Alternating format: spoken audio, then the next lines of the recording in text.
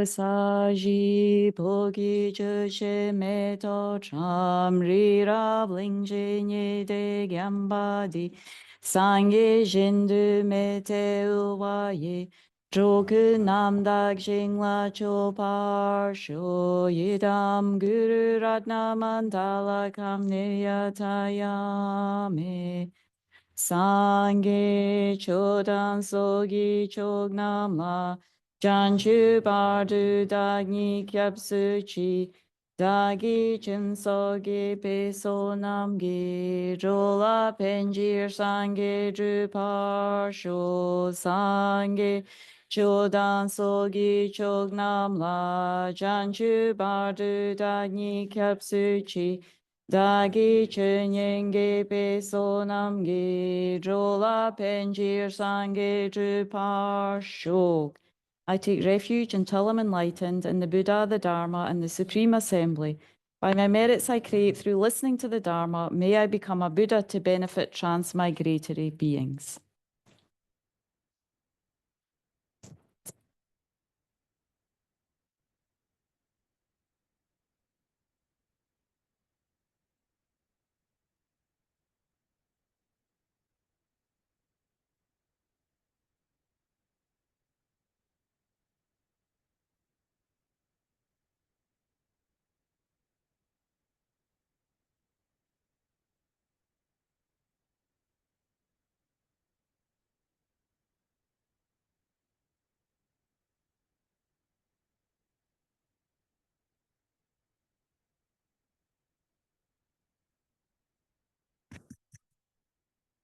Okay.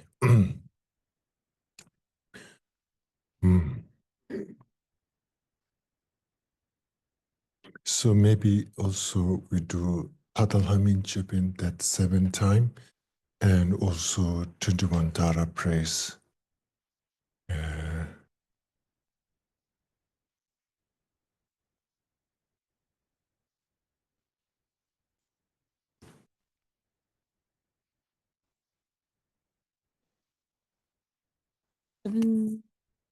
Page 17 in the Green Tara practice. Page 17.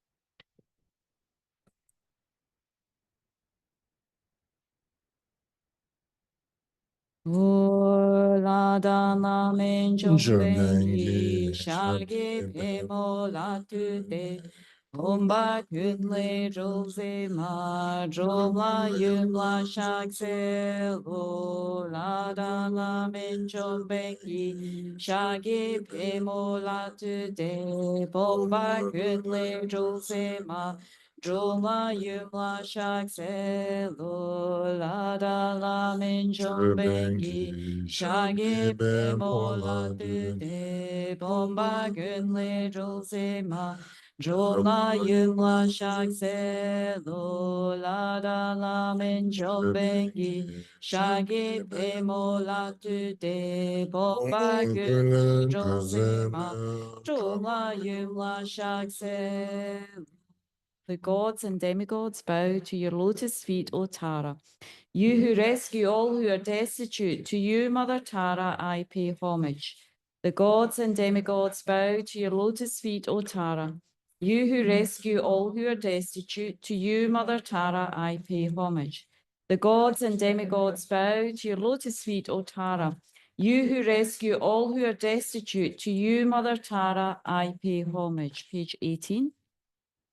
Oh, my prostrate to the noble transcendent liberator, homage Tara swift heroic, eyes like lightning instantaneous, sprung from opening stamens of the Lord of three worlds, tier one lotus, homage she whose face combines 100 autumns at fullest, blazing with light drizzly splendid as a thousand-star collection. Homage golden blue one lotus, water-born in hand adorning, giving effort, calm austerity, patience, meditation, her sphere. Homage crown of Tathagatas, actions triumph without limit, relied on by conquered children, having reached every perfection. Homage filling the tutari, home desire, direction, and space, trampling with their feet the seven worlds, able to draw forth all beings. Homage worship by the all. Shakra, Agni, Brahma, Maru, honored by the hosts of spirits, Kopshazers, Gandharvas, Yakshas, homage with their triumphant signs, destroying foes, magic diagrams, their feet praising pentagrams, blazing in a raging fire blaze, homage to the very dreadful destroyer of marriage champion, she with frowning lotus visage, who is slayer of all enemies, homage at the heart her finger, adorn her with three jewel mudra, like three masses all excited, all directions wheels adorn her, homage she so joyous radiant, crown emitting garlands of light, with the laughing with tutari, Maras Devas, homage she able to summon all of guardians assembly, shaking, frowning with her home sign, saving from every misfortune, homage crown adorned with crescent, moon all ornaments most shining, Amitabha in her hair, not sending out much light eternal. Homage imagery the blaze like eon ending fire abiding. Right like lead bent joints around you, troops of enemies destroying. Homage she who strikes the ground with her bam and with her boot beats, scowling with the letter 7 levels she does conquer. Homage, happy, virtuous, peaceful. She is filled with peace, nirvana. She endoweth all in soul. Destroyer of the great evil. Homage, she rejoice surrounded. Tearing foes' bodies asunder. Praise with all and knowledge mantra. Arrangement of it in letters. Homage to river seed letter. Or the shape of syllable. By stamping sheets of 3 Meru Mandaran Vinja. Homage holding in her hand. Here mountain of devilic form, with Christ spoken Tarambe, totally dispelling poison. Homage she whom gods and their kings, and they kinner us to honor, armored in all joyful splendor. She dispels bad dreams and conflicts. Homage she whose 2 eyes bright with radiance of sun and full moon, with twice Hara and Tutari. She dispels severe contagion, homage filled of liberating, power the set of the natures, destroys those of spirit shakshas, Andre's corpse is supreme to these praises with the rude mantras and prostrations us are 21.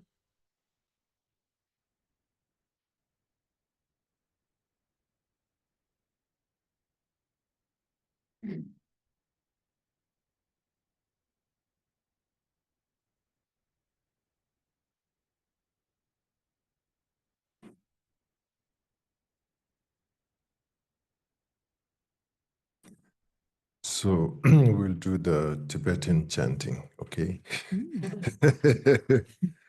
In Tibetan, I'll try to, basically the tune have to have a kind of an image of a, sometimes we have a drawing, this kind of bird flying, kind of sunset, 2 birds flying, kind of. So your chanting is your kind of a 21 Tara praise, you're chanting, and at the same time your feeling is you're kind of going towards to the sunset and you're up in way, maybe feeling like 10,000 feet up in sky. And you're facing towards to the sunset and you're chanting. Okay, that's so today there's no rain, no like a tornado or anything. So very peace and calm, some clouds, but the chanting is that kind of, you're going through that, okay? So we call, I think I mentioned in Tibetan, we call Droma Champirma. Droma Champirma means like the chanting have some kind of like a movement, kind of activity. Like, like for example, Om Je Zu Ma Ba Ma Droma La Cha Ze Lo Chan Ze Droma Ni Ma Ba Mo. This is basically Chan Ze Droma Ni Ma Ba. It's about this kind of Chan Ze Droma Ni Ma Ba Mo. Jenny Geji Lo Dan Chan.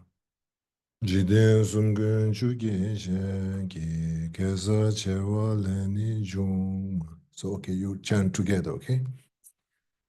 Om Je Ze Ma Pa Ma Droma La Chan Ze Lo Chan Ze Droma Ni Ma Ba Mo Jeni Geji Lo Dan Drama Jiden Sungun Chugi Shenki Kesa Chewa Leni Jung Chan Ze Gundo Kawan Gyani Zibe Shema Gama Dongda Soba Namgi Radu Chive Huramba Chanza Zingu Chuni Genji Peme Chani Namba Gema Jimba Zundu Gadu Shewa Zeba Samden Chuyuni Chanzan di jin shebe zondo, daye namba gema jema, malu paru chimbo do be, gyave se ye shindo de.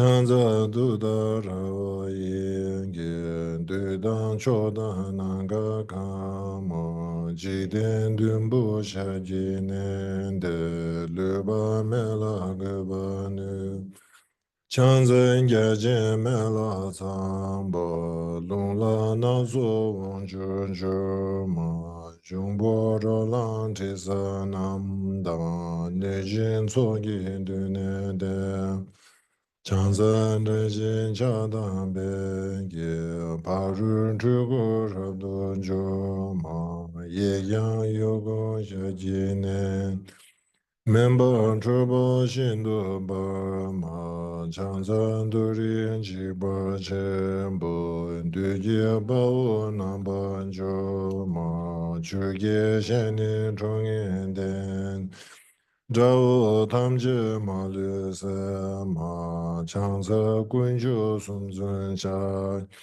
Sumu tugar namba ge ma lu chogi kolon ge Rangi ögi sonan ma chanza rabdu kawanji Urgin ögi tenwan bema Shembaraji dudara yi dudan chikden wandun zema Chanza saji ngwe sona tamji guba nipa nyema Change yewe yigi hong Pongpa tamje nambar ma changsan dawe dumbo Genpa tamje shindu ma Rawe chena heba mele Taba shindu razem Changsa gawe tame me da Bawe chena wenane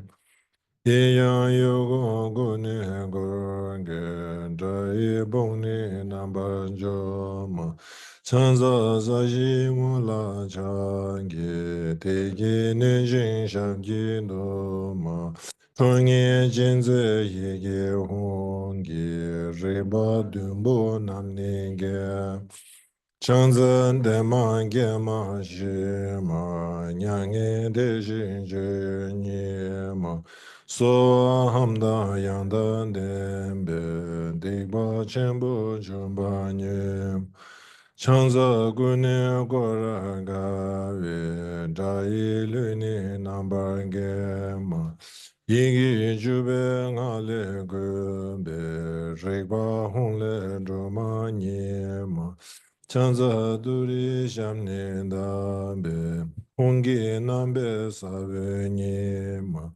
Jira benda radambe, jiden suna yawa nyema, chanza zayi soy nambe, rida dajin chana nama, dara niji beje yegi, tuna malu bana zema, chanza lai sonam gyabu, tada miyam jidema, Gune gocha gawa jinyi, zeda mela ngenpa sema, chanze nima dawa gebe, jenye bola ura sema, ara nije dudarayi, shindu chabu rine sema, chanze dinyi sumna gebe, shive doda yandan dema, Dundan rolan nejin sona,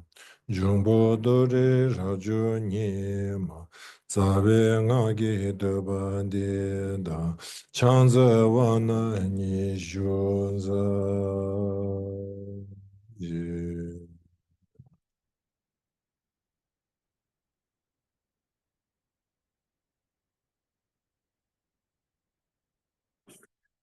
So basically, the chanting have a energy of a moving forward. The chanting carries with your faith in the devotion, and that chanting kind of like a carry on, uplifting, moving forward. That kind of like energy you produce, that kind of like a momentum while you're chanting. Okay.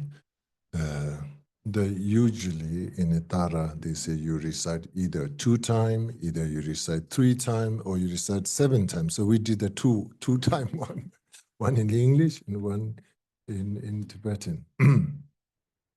Okay. So, um, mhm.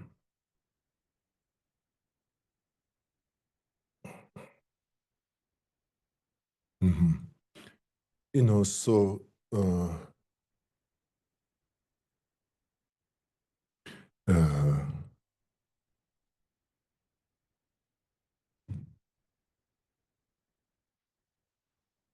mhm. So practice of Tara, many of us have also part of our commitment and part of mantra recitation and so on and so forth. So some of us might have a daily practice. So in a daily practice,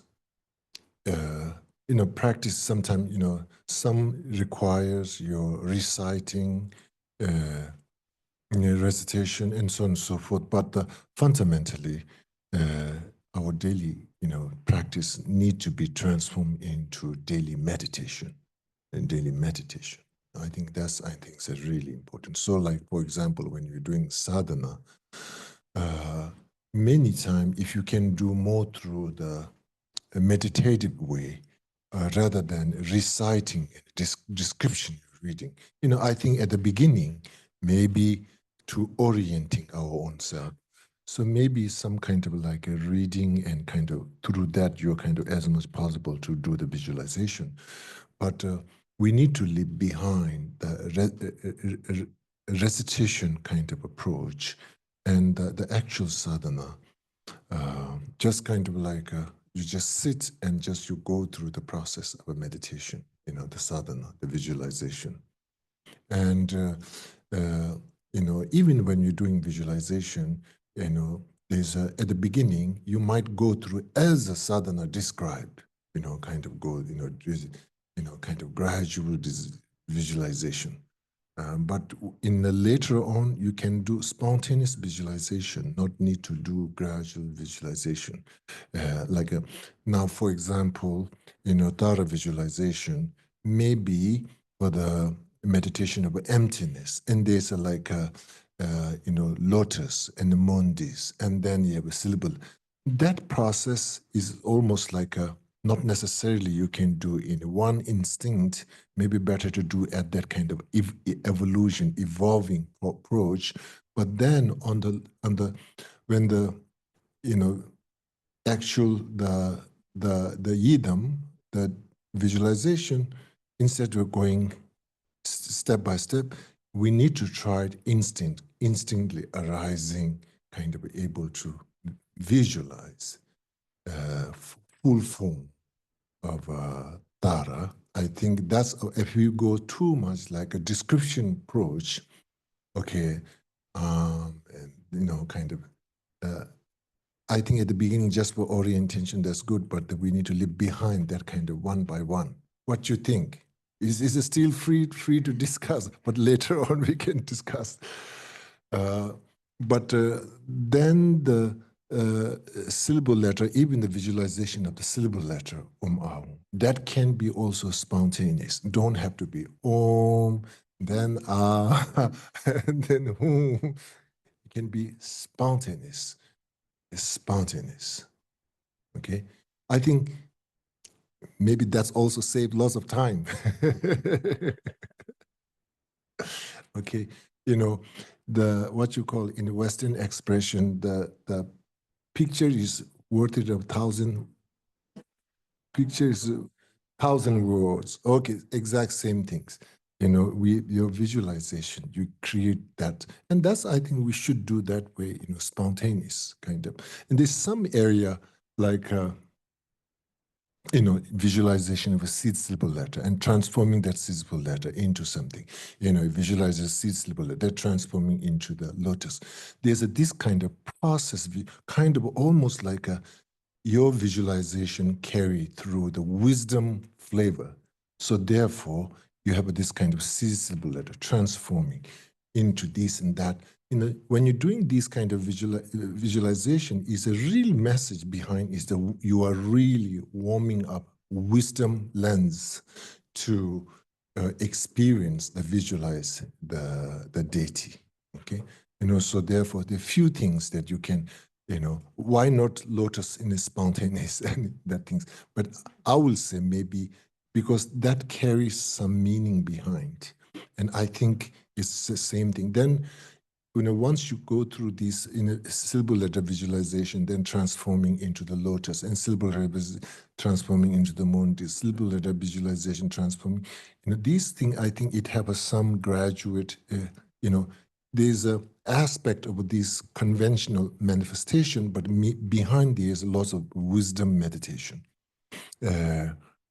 So it is something that a little bit like a emptiness and a dependent origination meditation kind of style. And a dependent origination aspect is the syllable letter, the lotus, and so on and so forth, that kind of like a movement of energy. Okay, so visualization of the deity, like in this case in Tara, just kind of spontaneously arising, and there is again, it need to be more vividness, more liveness, and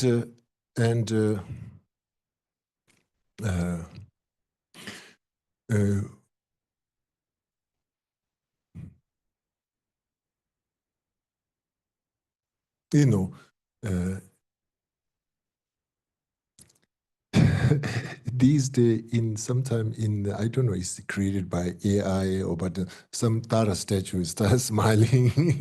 I think it's and sometimes Padmasambhava was reciting some mantra. You see, and I think it's created through AI art or whatever that is. Huh? This is in the YouTube, plenty.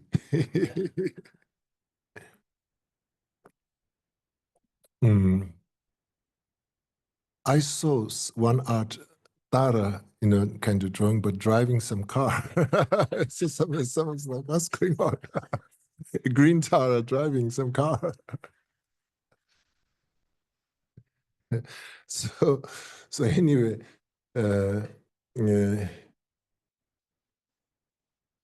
okay. Yeah. So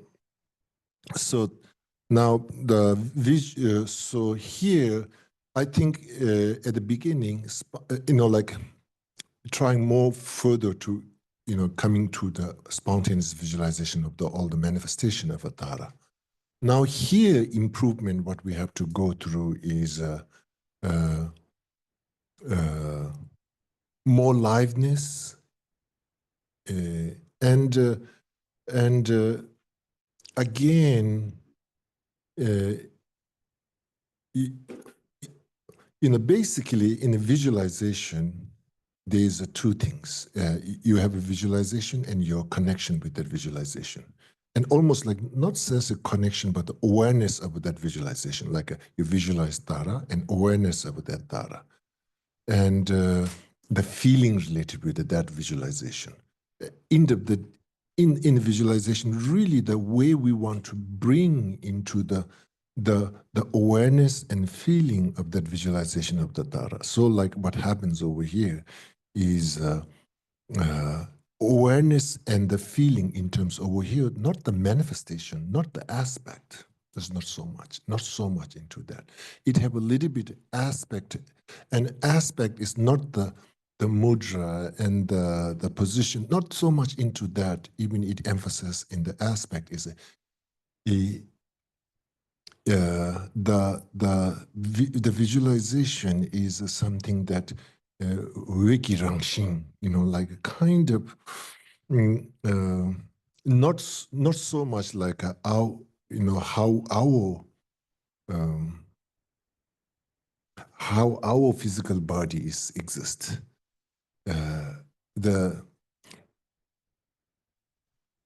it is something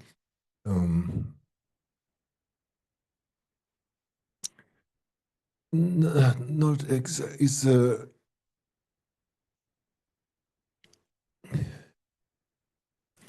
a maybe hologram is a million times better than a hologram. Really high definition. So it's kind of like sometimes it says all the aspect is a manifest into kind of in the light. Hologram is created through the lights, no? Holograms created through the light? I don't know. Basically, the form, the aspect is shaped through the in the basis into the light nature. But in that light, in that rays, or in the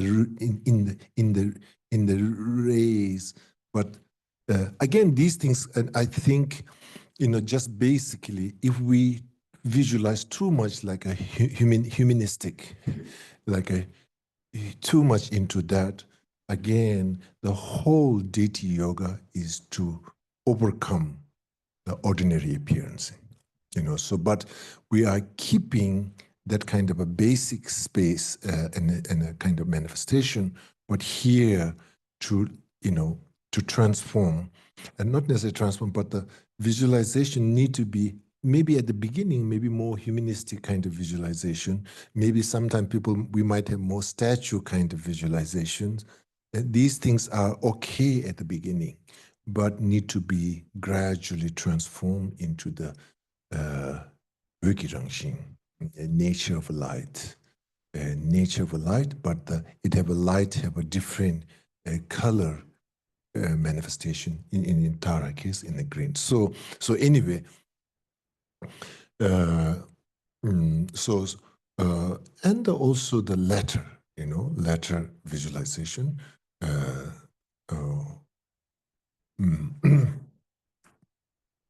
Now, a syllable letter ahung. Now the question comes: should we visualize the Tibetan writing way of doing that things, or more Sanskrit writing way of doing things, or more like an English phonetic? English you do phonetic, no? Phonetic. Now, I don't know. The Sanskrit version of a writing Omao and Tibetan writing Omao, there's some similarity, not exact same, the calligraphy, the manifestation of a syllable letter, not exact same, but there's so much similarity into that. So, so I will recommend either Sanskrit version or either Tibetan version. English is phonetic, so it's,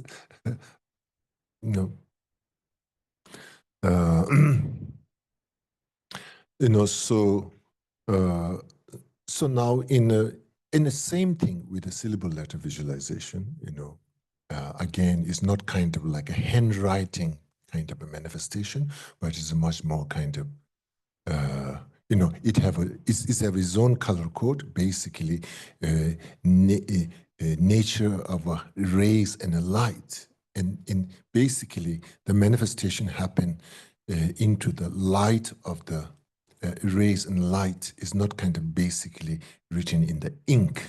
Not nature, syllable letter not nature of ink or painting as the nature of light, nature of light. So I think these are like a way we gradually improve our visualization of the deity itself, visualization of the syllable letter. So gradually. So basically, slowly, everything you kind of gradually you leave this kind of like a matter basis of a manifestation of deity or offering, or in a visualization, you are not kind of like repinting the external world how it exists. You need to bring into much more into that kind of like a subtleness and an openness. Okay, so my point is now to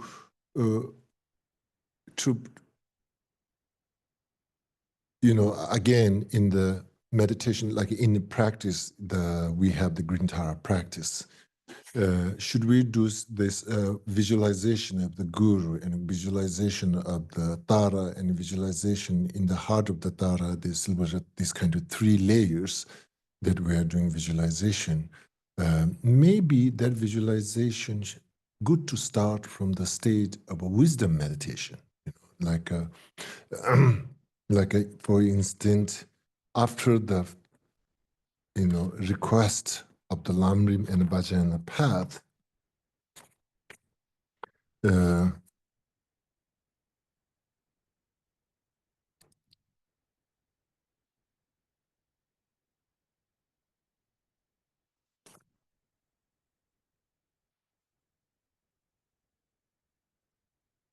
in a page number 6, into the page number 6, before page number 7, you start visualization.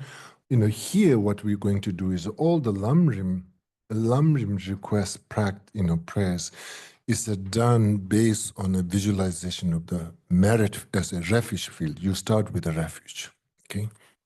Yeah, you've done this whole prayer, page number, all the 6, and request Lamrim and the Vajrayana path is done based on a refuge practice, no?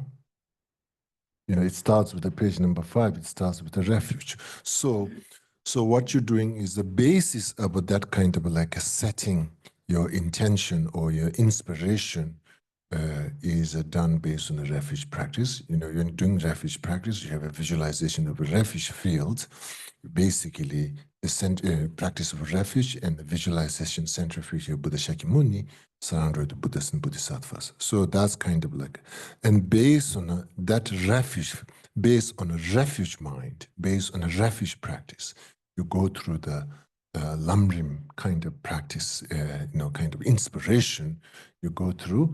So once it goes up to the Vajrayana path, and then once you finish that, and then you can dissolve the refuge field into the emptiness. That that whole prayer and request you've done based on a refuge field. So then you can dissolve into the emptiness, and through the stage of emptiness, then you can have this arising visualization in your crown, your guru.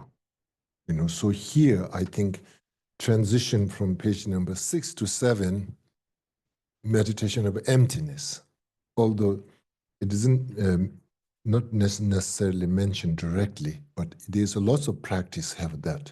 You do refuge practice, and before you transform refuge practice to merit practice, there's this kind of dissolution process, dissolving process, and that's kind of like a really also powerful. Sometimes in this context, like sometimes you dissolve the refuge field into your forehead to blessing, to protection, to blessings, and sometimes you dissolve into the emptiness, and then through the state of emptiness, and again. You meditation in emptiness, you have the wisdom lens, and you're taking that wisdom lens with a combination with the faith and the devotion to the Yidam Tara, and then you're creating that perfect, kind of, at least you put together all the foundation, and then your visualization of the Guru, Yidam, then the heart of the Yidam, in this context, Silbaletam. You have that visualization, okay? So I think it would be good to start based on a state of a meditation of emptiness.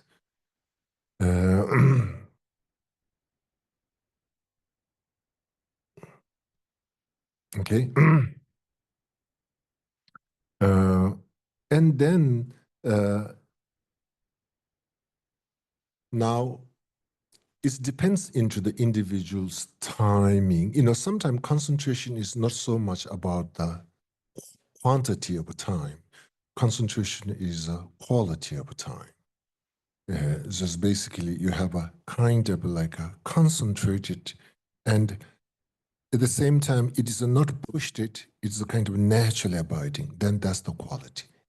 Stillness and focus, kind of when they stay with the naturally, even one moment, that's a quality concentration. Something that still, and you have to focus, and that focus requires some kind of like a push. And that's kind of like it's still good, but it's more vulnerable to fall into the reaction. Anything when you push is some individual case, once you have a very skilled and aware, and you can find right amount of push, and able to get the right amount, that balance you're able to strike. But usually difficult to do that. So what's happening over here is basically your visualization is started based on a wisdom experience, meditation of emptiness, and you're basically basically you're going to see the world, particularly the divine world, the spiritual world, through you're basically not taking the conventional lens. And when you're taking the conventional lens, it comes with its own kind of ideas and habits. So dissolving into the emptiness, and at least you're trying to transition that to kind of like a cut, to kind of live behind your conventional perceptions and that habit, and through the meditation of emptiness, that lens, still you're keeping your heart connection to the Guru Idam. So now over here, again, these visualization, Guru in the crown, and the Guru's heart Tara, and Tara's slipper thumb. Again, same goes. If in the description, it goes kind of like, how you say, sequentially. Sequential is just for orientation. Sequential is not for forever. You have to be sequential all the time. There won't be any kind of conflicts to becoming the Guru and Idam. Okay, so in a practice, we need to move go overcoming from sequence to spontaneous. Okay, and once we do the spontaneous, able to see that with that kind of a wisdom lens, with that kind of a heart connection, spontaneous, once you're able to pull out that visualization, your heart connection, faith in the devotion can be different. It can, each time it can have a different effect, okay? And basically, where we want to be, that visualization, overcoming from the all sequence approach to spontaneous approach. And once you get in a spontaneous approach, here we can start to having the more stability of your visualization and more natural state of your visualization. Basically, that kind of like a sequence to spontaneous brings your heart connection to the Yidam, Guru Yidam, much more deeper, okay? And that's kind of like really the important. So the time, and whatever the space is like a much more qualitative. And again, our human habit, sometimes something's good, then we want to spend more time into that, and how want to recreate it. So basically, spontaneous, that kind of like a visualization, really can bring you a much more different, impact. And and again, quality and able to let go, let go. You have that kind of like a deep, and then not getting addicted into that deep experience. Move on, let go. not getting attached. Not getting attached is very important. Sometimes we improved, we in a, like what you call one hand, we really kind of like make a progress, and then one hand really pull back. And once you're getting attached to that practice, once you get like attached, so uh, so it's kind of like a mandala, like like you create it, it's beautiful, then you dissolve. It's like somehow you are there, but you're there with a healthy way. Okay, so so basically. Mm,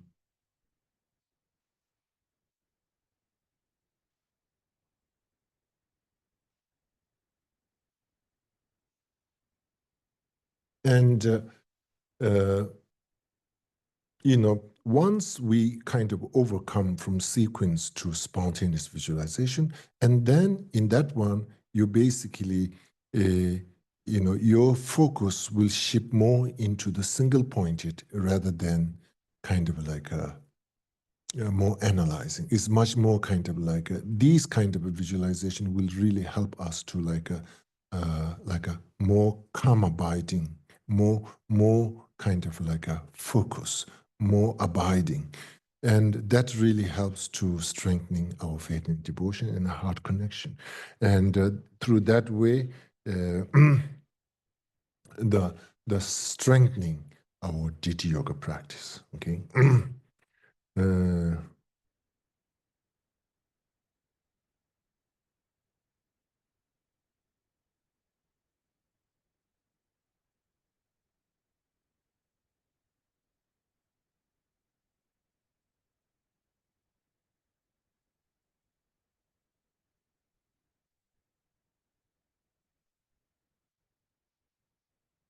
okay.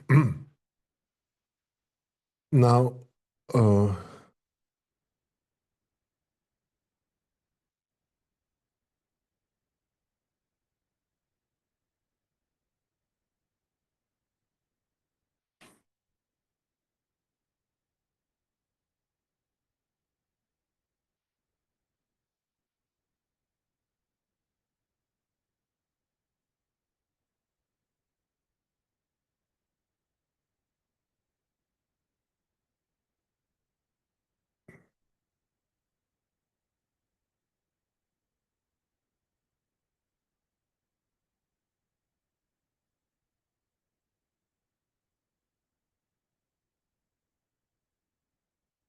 okay.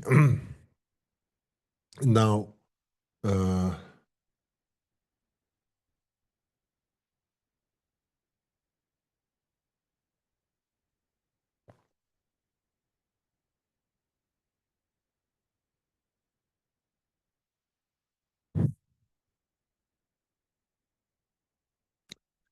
now here in the sadhana, uh, rays of a green light radiate in all directions from the thumb, then invoke all the enlightened beings of the 10 directions. They all absorb into the ayat and become one. Okay. So, uh, in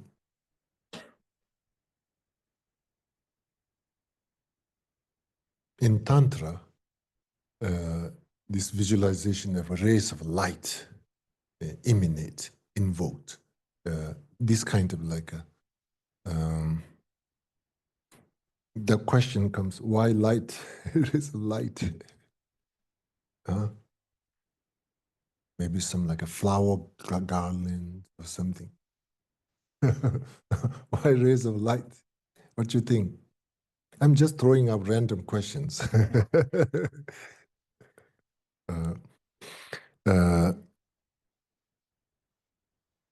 mhm, mhm,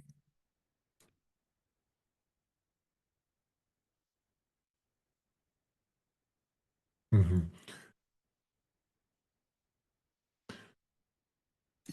Kind of light, basically, in a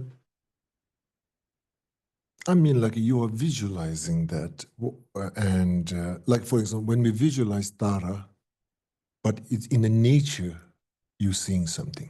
In any visualization, it have a like like other sides of the coin. What is the other side?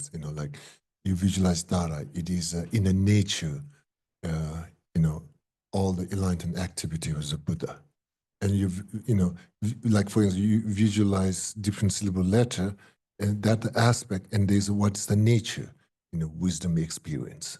So all these have a something, the other side of the coin. You need to kind of like the other aspect need to be understood. So here, in the tantra, in the visualization, invoking, offering, many times there's a rays of light emanate from your heart, from the important energy point of your body, rays of your light emanates.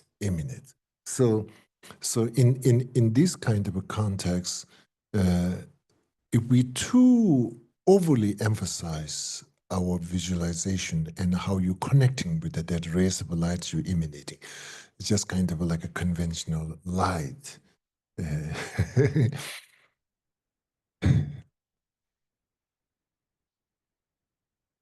Maybe Wi-Fi.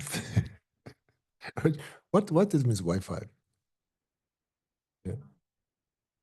I don't have Wi-Fi connection. Wireless through the air, through the air. So rays of light through the air. Rays of light emanate through the. So basically, I think it is a still, uh, wisdom awareness is not just what you are seeing and experiencing. Wisdom awareness is something opening up more further. It's opening up more further. So rays of light is, I think, emanating from your heart, center part of your channel. Rays of light emanating. That, I think, symbolize subtle wind and subtle mind. Okay? And basically, that's really fits with the philosophy, tantric philosophy. Konde kungi chababos in Shinto Taoism. The source of a samsara and a nirvana is the most subtle mind. So it is that creation of an enlightened being, invoking enlightened being. And a rays of light, it's just, is a that kind of like a subtlety. And anyway, mm, no, I wasn't really discuss about the light. I was the most like during the silver letter thumb through this rays of light emanating, and into that we need to think is much more kind of like a movement of energizing of your subtle energy. That kind of a movement is sometimes when there's a volcano, it brings more different flowers, no? That movement. So it is just basically rays of a light when you're emanating through your heart, there is some earthquake. the what you epic center, you are shaking. Okay, and then through that you have that kind of like a irradiation. Radiation is not good, no? Huh? Radiation, okay, good. Radiating, okay. Uh, okay. So, okay, so, uh, basically what I'm trying to, it should not become like you're painting or you're just kind of making some kind of beautiful, it's kind of more into the observation of the nature, okay? And, now here,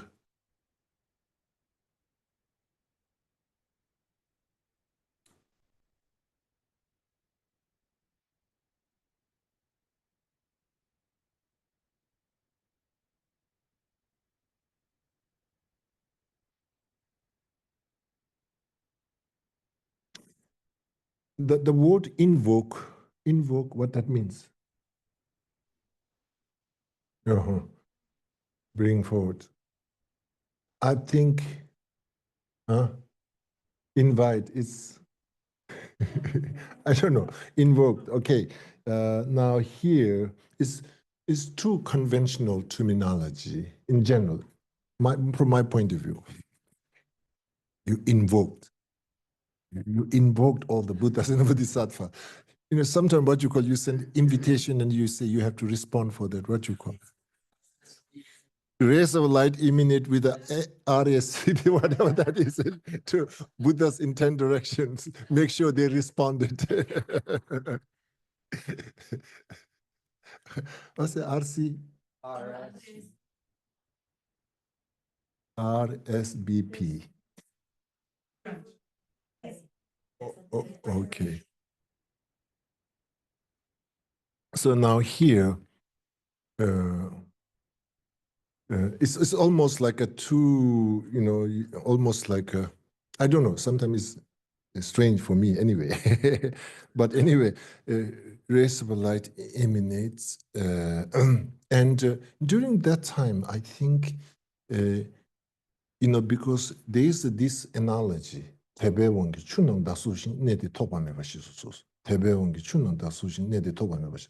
All the Buddhas and Bodhisattva, it make an analogy. The pure state of a mind have a reflection of a moon spontaneous. Once the water is pure, the reflection of a moon are spontaneous. So here, when you're doing the rays of light emanating to your heart, it symbolizes pure and subtle state of your awareness. And although we are using the terminology invoking, it's spontaneous in reality, but our motivation, our human behavior, inviting or invoking? Invoking or control, Stronger. invited, asking. Huh? To bring to something you. It's less polite, you know? Less polite. Huh? Invoke. Okay, invoke or invite is less polite. Joking. Anyway, I don't know. Tibetan word resignal gentle. Anyway, that's fine. And that's a matter. So the key point when you're doing the visualization of the seizable letter and emanating or rays of light into the 10 direction and invoking or inviting, whatever that is, okay? Now here, I think the feeling during visualization of the rays emanating to the invoking or inviting, during that time, you need to re-strengthen your, kind of more kind of like a activating, or whatever we're going to say, more faith of your devotion to the deity need to be furthermore deepening. And I think that's the real heart feeling and expression then your rays of light emanated. Okay, so that's, I think, the key point here. Otherwise, we go so literally, rays of light emanate, invoked. It looks like kind of a busy, some kind of like a, I say, norms and cultures, something like protocols happening. So that's, I think, here, that kind of like a invoking or whatever. And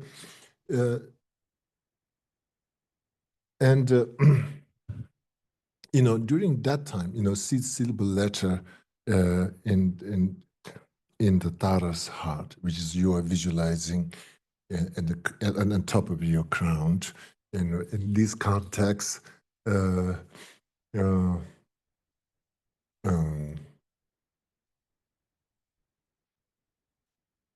in this context,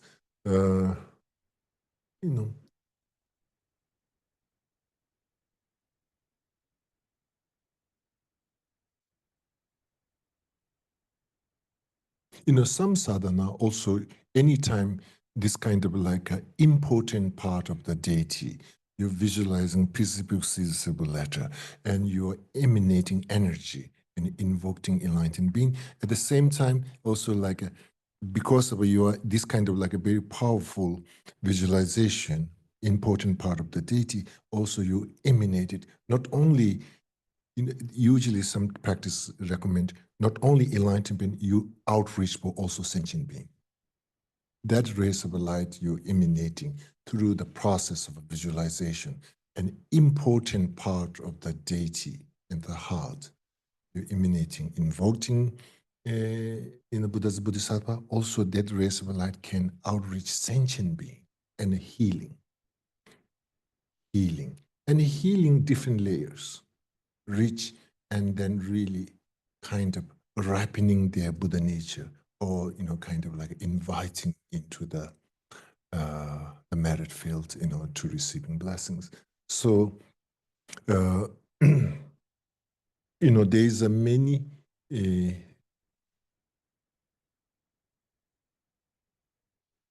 So basically, okay. So sometime in a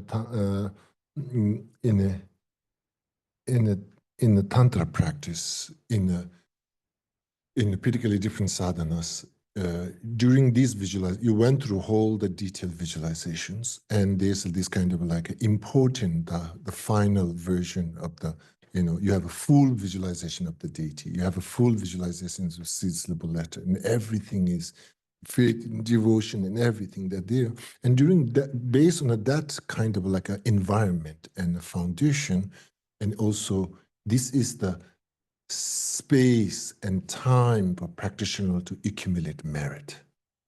And the merit, how you accumulate it is, rays light emanating, and you're making offerings in infinite for Buddhas in 10 directions.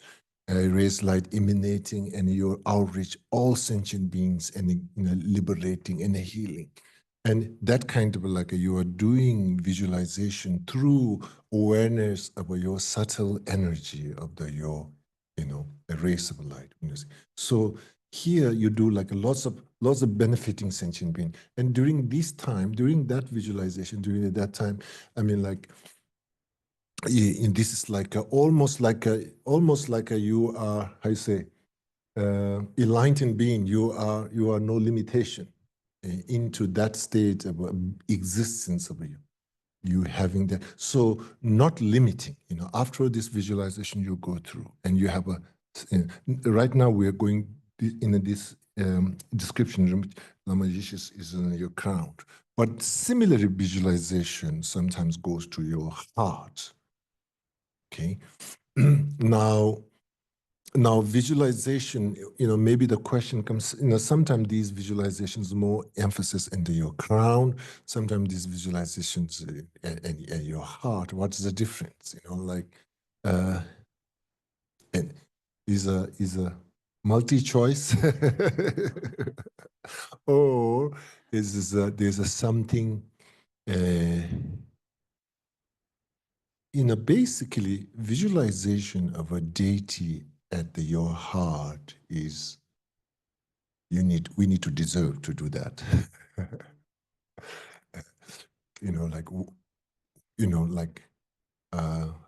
Where we are, so deity into the, deity guru idam visualization into your crown anytime, from the beginning. Yes, that's perfect, no problem. There's visualization in your heart, we need to be kind of well prepared.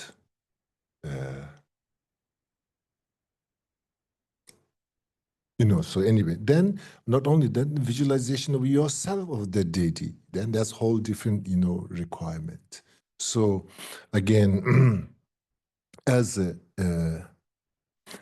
instruction being here, visualization into your crown.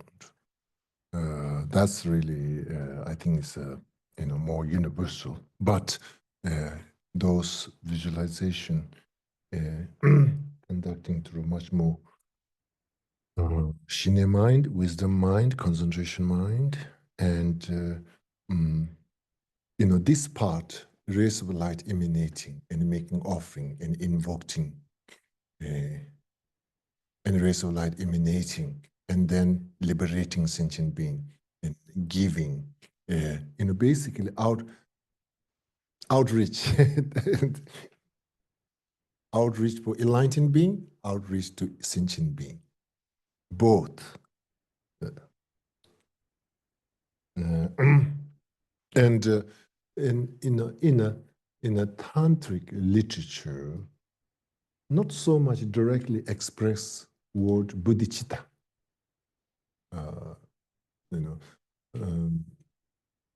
So maybe this, even like maybe here, the benefiting sentient being can become more.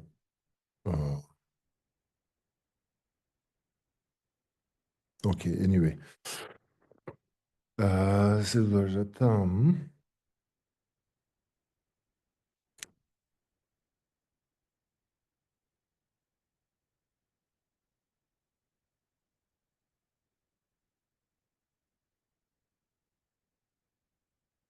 So, here, what we're doing over here is the whole, kind of like when you look at into the visualization, and what we are doing over here is, we have the guru. Heart of the guru, there's a idam. In the heart of the idam, you have silver letter tam, and it invoking entire enlightened being and absorb.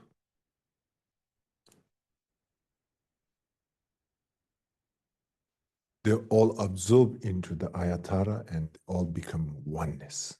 No? Is it oneness? Become one. So this is a, which kind of visualization, and, basically this kind of like becoming oneness. And this visualization is a follow-up for silver letter Om Ahum. Follow-up. So basically now when you're looking into this structure and visualizing, what we're really doing is and I mean, like I'm using very conventional terminology.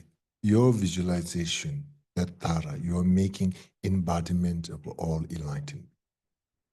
Non-dualistic embodiment of all enlightenment. And that's kind of like an ultimate idam visualization. Not just the aspect. You have to go through all this process. At the end, you kind of like a closure or wrapping into embodiment, oneness, one with the all enlightened being, oneness with the Tara, all enlightened. So there's a Tara becomes oneness with the all enlightened being, all enlightened beings one. So non-duality, non-dualistic of a body, speech, and mind, non-dualistic of all enlightened being. So the last visual. So really, this visualization, at the end, where you want to be, your devotion, your perspective of a idam Tara, and that's really the way it's kind of leading for that. So basically, that visualization is a leading oneness. Oneness, we can say one becoming one with the Tara become one with all the Buddha become one with all the Tara. So that's okay. Time to stop? Okay.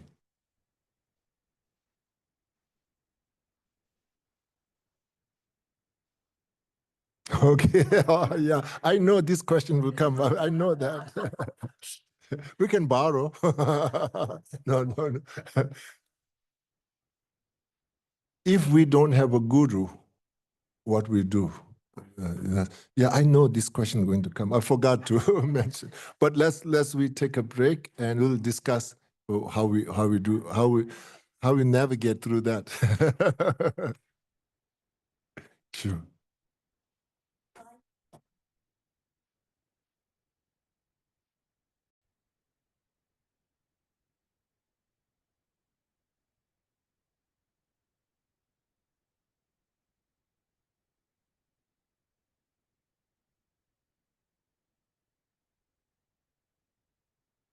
Mm.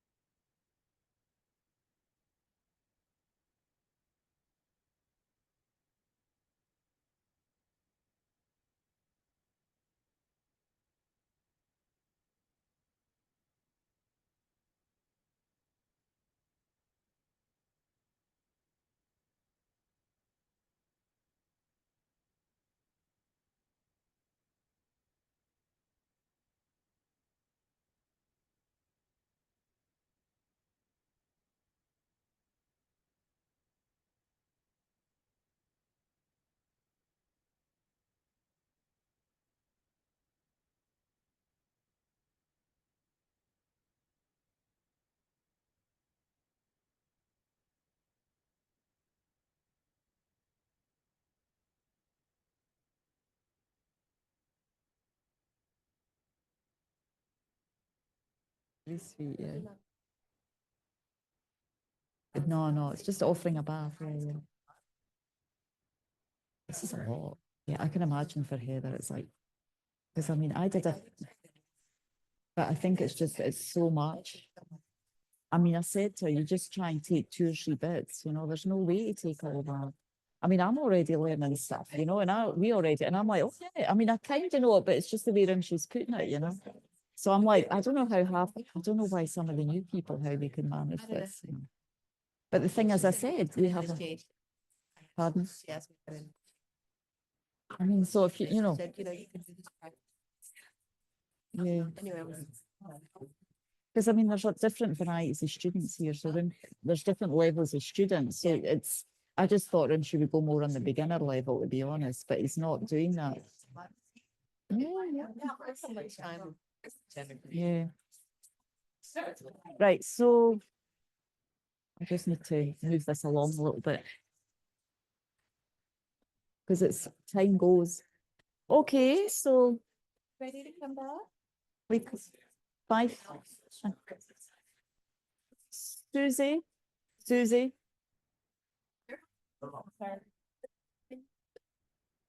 Susie, shall we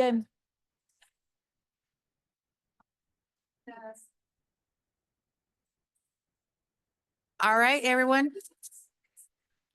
Everybody ready to start the session here?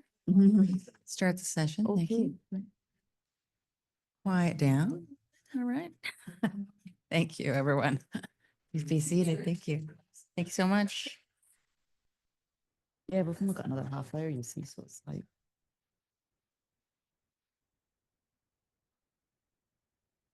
Taji pogi joshe meto tram rira bling shinye de gyamba di sange shindu me te uwaye jogu namda jingla jobar sho yidam guru radna mandala kamneya dayame sange chodan sogi chognamla janchu badu dani kapsuchi Dagi chunye be sonam ye rola penjir sange drupar sho sange chodan sogi chognam la janchu bardu dagni kyap suchi Dagi chunyenge peso namge drola penjir sange drupar shok. I take refuge until I'm enlightened in the Buddha, the Dharma, and the Supreme Assembly. By my merits I create through listening to the Dharma. May I become a Buddha to benefit transmigratory beings.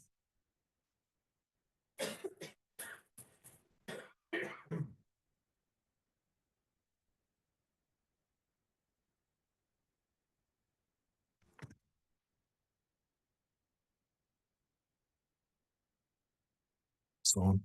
Good.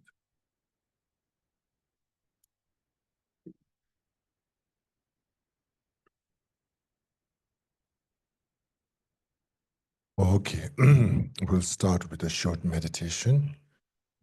First, set up your motivation. Basically, first, meditation posture, grounding, and bringing some kind of inner harmonious awareness grounding, and based on that, and create Lamrim motivation. Okay, and then we go through the visualization. Okay, so just trying to create harmonious and balance of your posture without judgmental.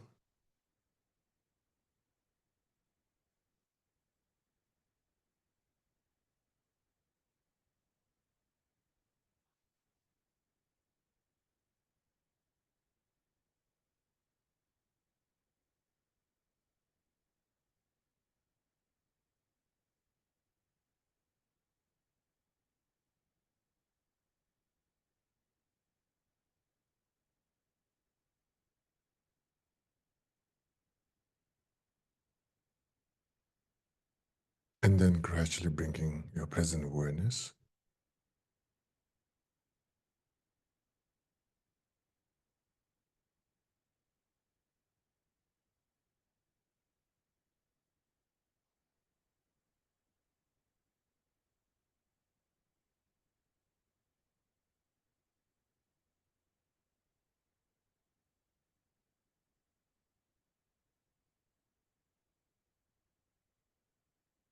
and through the state of a present awareness, then gradually generating Lamrim motivation.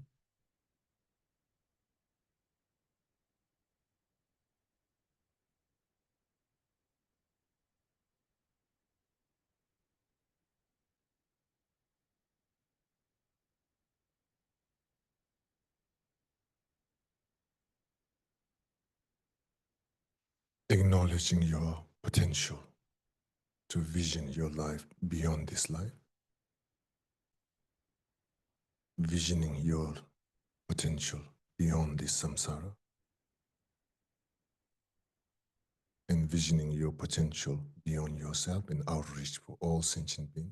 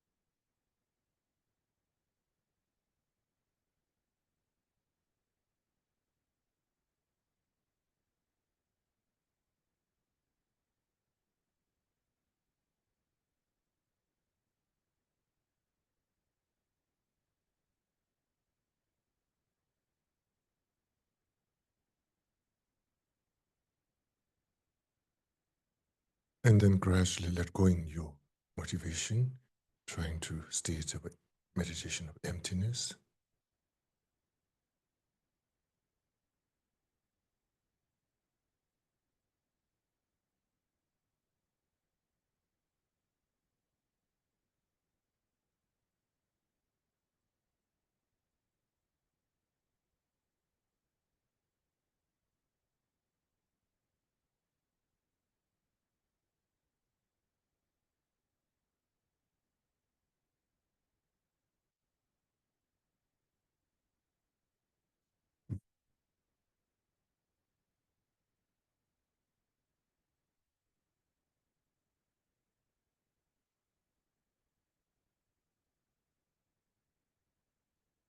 Then through the state of emptiness, then gradually visualize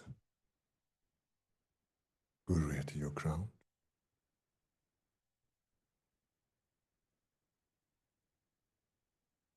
And feel immediate, direct spiritual connection.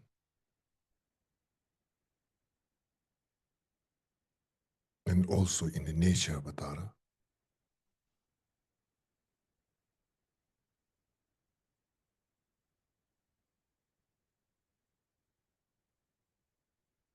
And then Guru's heart, Idam Tara.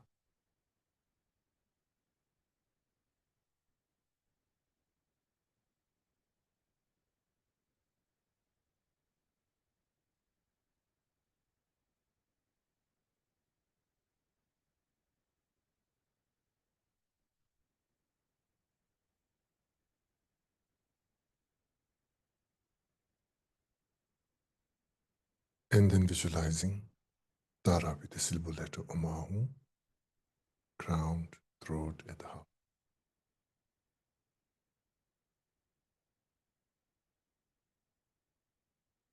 Try to build concentration to the visualization based on your devotion to the good, to the Yidam, Tara.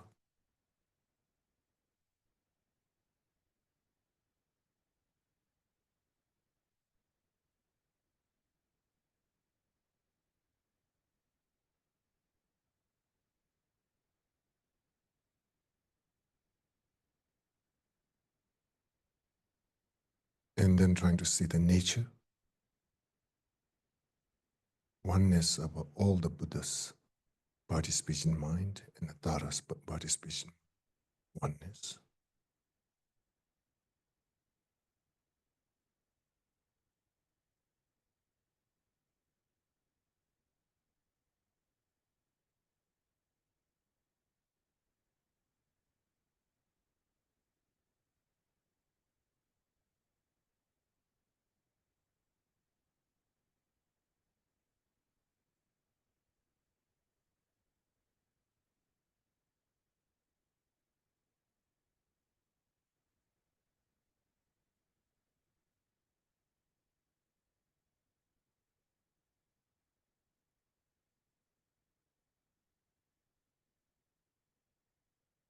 And the deepening your devotion and heart connection with the Tara.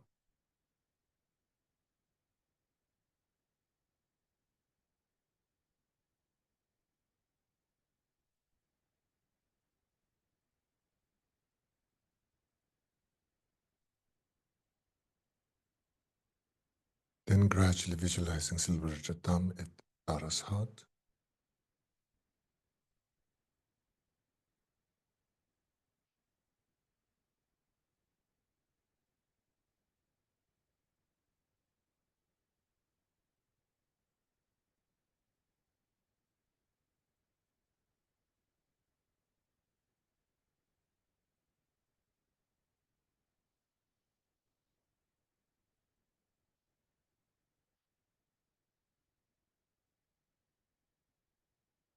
And with a deep devotion, Tara, through state of that, then rays of light emanate.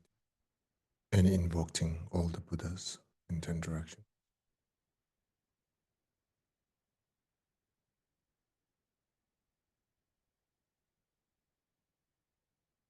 And also same time, rays of light emanates and liberating and healing for countless sentient beings also.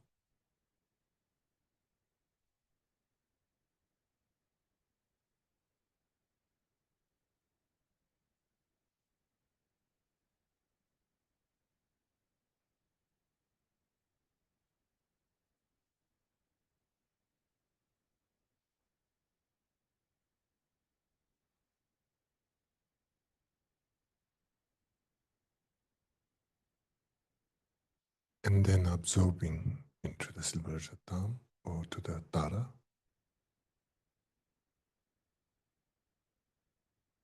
And becoming oneness or embodiment of all the Buddhas and the Yidams.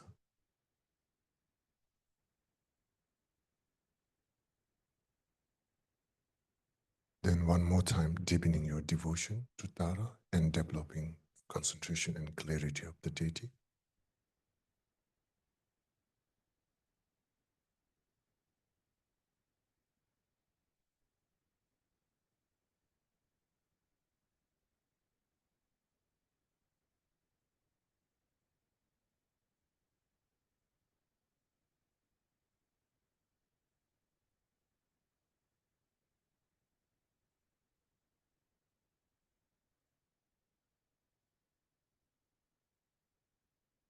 And based on this visualization, we're going to recite 21 Tara praise.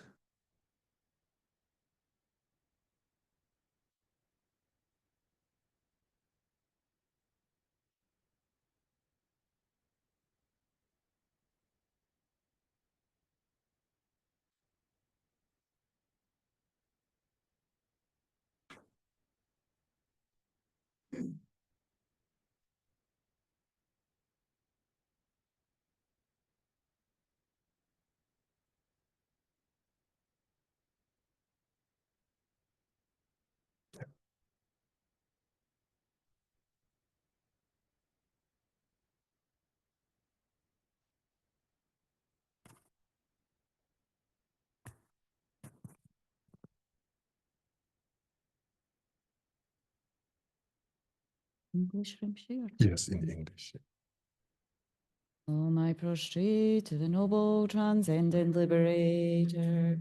Homage Tara swift heroic, eyes like lightning instantaneous, sprung from opening stamens of the Lord of three worlds, tear bun lotus. Homage she whose face combines 100 autumn moons at fullest, blazing with light, traceless, splendid as 1,000-star collection. Homage golden blue on lotus, waterborne and hand adorned, giving effort, calm austerities, patience, meditation, her sphere. Homage crown of Tathagatas, actions triumph without limit, relied on by conquerors' children, having reached every perfection. Homage filling with totality, desire, direction, and space, trampling with her feet the seven worlds,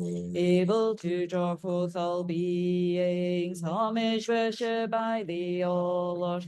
Chakra Agna Brahmi Maru, honor by the hosts of spirits, Kopshreezers, Gandharvas, Yakshas, homage with their triumphs, destroying false magic diagrams.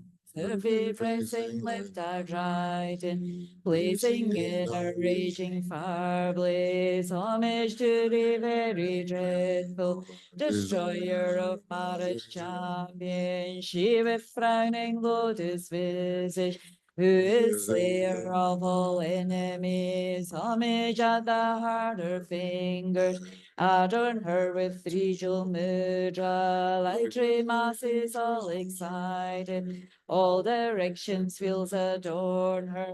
Homage she so joyous, radiant, crown emitting garlands of light, mythful laughing with tutari. Subjugating Mara's devas, homage she able to summon all F guardians assembly, shaking, frowning with her horns and saving from every misfortune. Homage crown adorned with crescent moon, all ornaments so shining. Amida in her hair, sending out much light eternal. Homage she midri the blaze like eon ending fire abiding. Right, strife, left, and choice surround you. Truths of enemies destroying. Homage she who strikes the ground with herb and with her feet, scowling with the letter home. The seven levels she does conquer. Homage, happy, virtuous, peaceful. She is filled as peace nirvana. She endowed with thought and soul, destroyer of the great evil. Oh, may she rejoice surrounded, tearing foes' bodies asunder. Freeze with home and knowledge mantra, arrangement of the 10 letters. Homage to the Wincy letter of the shape of syllable. By foot stamping shakes it 3 rolls. Meru Mandaran Vinja, homage holding in her hand. Here by men of Devalipo, with twice spoken Tarambi, totally dispelling poison. Homage she whom gods and their kings and the kinneras to honor, armored in all joyful splendor. She dispels bad dreams and conflicts. Homage she whose 2 eyes bright with of sun and full moon, with twice Hara and Tutari. She dispels severe contagion.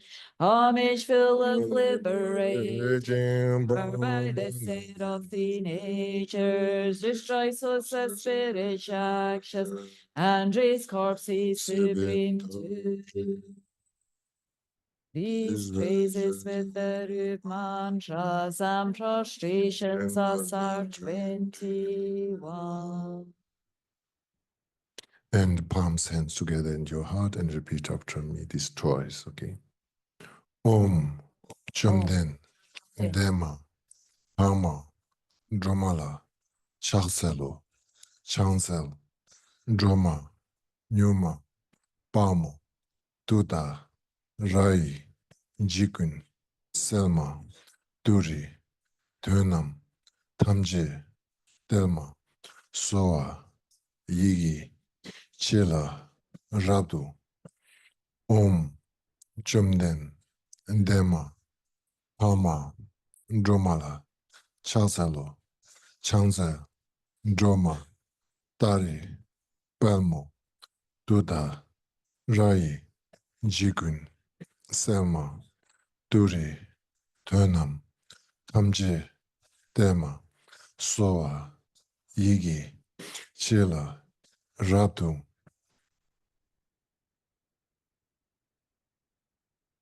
And refresh your visualization of the Tara and receiving blessings from the Silboleta Tam, from the Tara's heart, and purifying and healing for yourself and all sentient beings.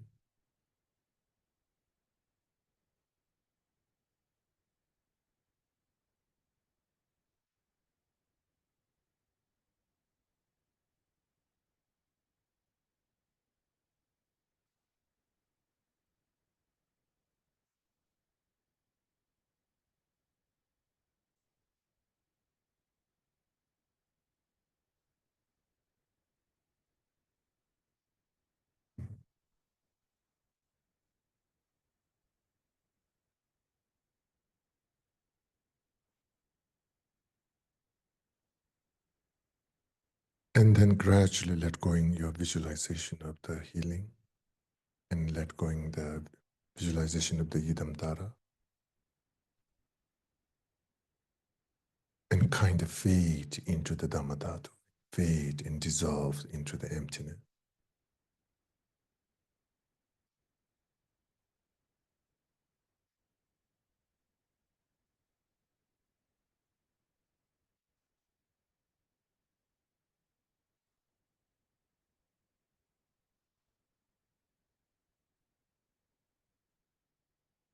And then through the state of emptiness, then gradually bringing your awareness into the present moment.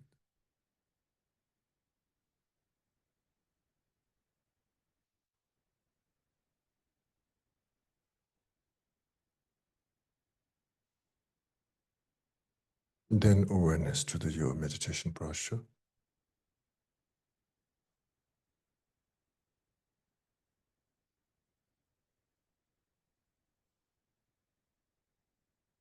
And you, okay, that's good. Thank you.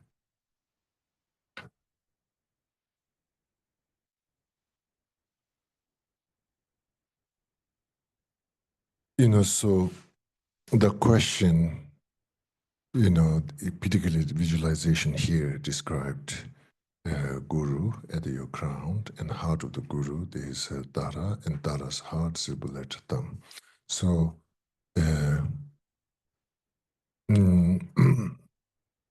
so in such a case, usually you can visualize Buddha Shakyamuni at your, if you're taking refuge, obviously having, then visualize Buddha Shakyamuni at your crown, and then a heart of Buddha Shakyamuni at Dara, and Dara's heart. It's just pretty much same way you can go through. Okay. Now, because why we're doing Buddha Shakyamuni? Why not Chenrezig? And Chenrezig heart. So now here, when we,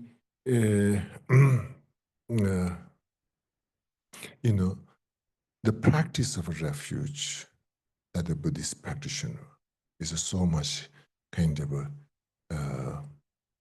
emphasis as a founder of the Buddhism. But Buddhism exists before, from the Buddhist literature, where the Tibetan Buddhism, where we understood, Buddhism exists before 2,500 years. So never works with a historical situation. Buddha Shakyamuni, this one is the Namje Shiva, the fourth. It's already, Sangye Vösu, and so anyway, some way from historical and conventional, from the conventional reality, from the karmic in the surface reality, from that point of view, Buddha Shakyamuni is the kind of the main figure of the Buddhism. And obviously, naturally, we took a refuge. And the way we take a refuge to the Buddha Shakyamuni is, again, we cannot become Buddha Shakyamuni. So therefore, where we're going to go refuge is a gyuikyab, causal refuge. Practice of refuge, understood causal refuge and resultant refuge. Basically, the point over here, what you're saying is that where you take a refuge to the Buddha Shakyamuni, almost like you are surrendering, and a kind of like taking that kind of like a faith and devotion to the Buddha Shakyamuni. But that refuge need to transform into the resultant refuge, What that really means is basically, I can become exactly same like a Buddha Shakyamuni, and you are taking a refuge for your own future Buddha. Your own future Buddha. Looks like they're very egotistical, but from the Buddha nature point of view. So anyway, in this context, so karmically, we are connected with this Buddha. Within this eon, there's 1,000 Buddhas supposed to be. And right now we are in the Namjen Shiva, the fourth Buddha. And we are spiritually, karmically connected with the Namjen Shiva, the fourth Buddha Shakyamuni. We are far furthermore distant from the Namjen, the first. And then particularly within these eons, there's 1,000 Buddhas supposed to be. And Namjen Shiva and the Namjen Dumba, the fourth and the seventh Buddha, when it's like the future Buddha is a Buddha Maitreya. Basically, teaching about the Buddha Maitreya will be the much more into the compassion. And because the world, the karmic, our sentient beings' karma going through much more tough and difficult and tension. So there will be the Buddha Maitreya's teaching will be much more in a compassion because the karmic circumstances we're facing, where we are directing. So, and Buddha Maitreya teaching. Then, like karmically, we are much more closer to the Buddha Shakyamuni than the Buddha Maitreya. So maybe in this context, visualizing Buddha Maitreya and heart of Buddha Maitreya, Tara, maybe karmically not, Buddha Shakyamuni, yes, karmically makes sense. So Buddha Shakyamuni, not Buddha Maitreya. with the material.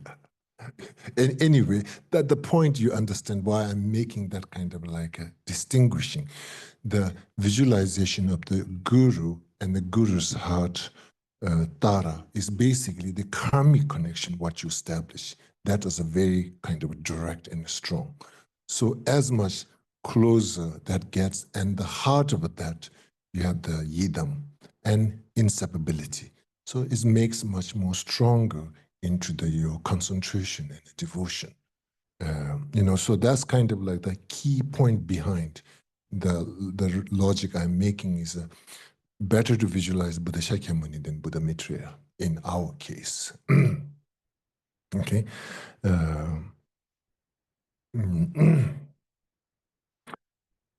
Now, okay. What I'm talking now? Okay. Okay. So let's open some questions. We have some time. Yes, go ahead. So, just to clarify the question about the guru. Mhm. Okay. So, what it's that's better, right? Okay, yeah. So, if what is the definition of a guru in this day and age? Is it someone, a teacher whom you have like a back and forth relationship with, right? Mhm. Because for us, we just go to classes and then goodbye, we don't see them, we don't communicate with them. So we can't call them our gurus, right? Okay. I mean, like,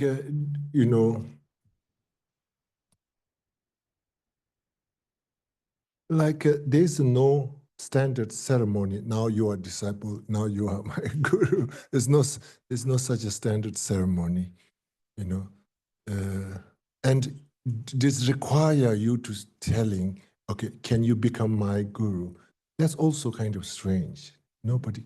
I mean, like at the end, when your heart says, feels, make a decision, and you see that quality, that admiration, that's it. And even you can be in somewhere in far 1,000 miles. Doesn't matter, I think. That's it. When you establish that heart connection and you saw the quality, what you're looking for, and the dharma, then that's it. I never told to my teacher, can you become my teacher? I haven't told at all. If I told him, maybe he may scold for me. I don't know. So it is a whole from our own heart. And, that's like a really kind of, it's the same thing. Anyway, that's, I will say, like, there's no specific ceremony, anything. So, it is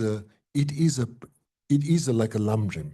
I think the guru thinks, I think it's like any relation is gradually developed. So in this case, in like first you develop a relation with the Sutrayana, then gradually you develop with the Tantrayana, then gradually, you lead, you kind of, there's more kind of like the Dharma jewel was the main integration, what makes the so-called disciple or so-called guru, whatever we're going to call it. That relation is built up based on a Dharma jewel practice, your own practice. So so I think, fundamentally, your decision of individual's heart, so that, do we need to reform? Not necessarily, even that, maybe that teacher don't know, it doesn't matter. You decide. Yeah, your individual decision, that's it. Do that teacher have to know you as a, that's so much conventional. That's become so much conventional relationship, we notice, agree, and so sign contract. Yeah, I was just going to say that in traveling around the world in the Buddhist community, you meet so many people who the Dalai Lama is their teacher, and they've never seen him or met him or Mm. Yeah, so, you know, he has that capacity and all the materials and the books and everything. So, yeah, it's not like he doesn't know all these people. Yeah.